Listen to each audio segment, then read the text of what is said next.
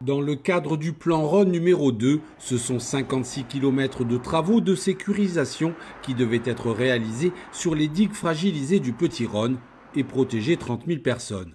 Mais suite à une étude flash, les préfectures des Bouches-du-Rhône et du Gard préconisent aujourd'hui de sécuriser sur chaque rive 8 km et de laisser l'eau en cas de crue se déverser en Camargue.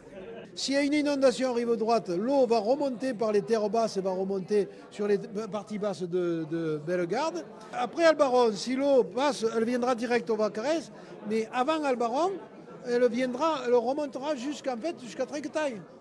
Et là, on va protéger quoi? 15 000 personnes, même pas en tout, même pas 12 000 personnes. Alors que la phase 2 du plan Rhône avait été actée pour la période 2021 et 2027, les préfectures demandent au Cimadrem de retirer sa demande de travaux. C'en est trop pour les élus qui, à l'opposé, lancent cet appel du Grand Delta.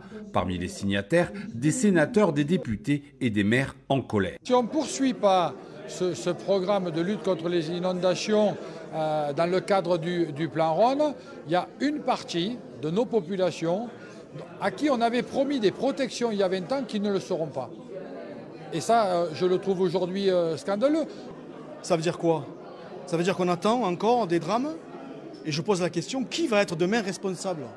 Nous, les élus locaux? Si les travaux ne sont pas réalisés, si l'État ne respecte pas sa parole?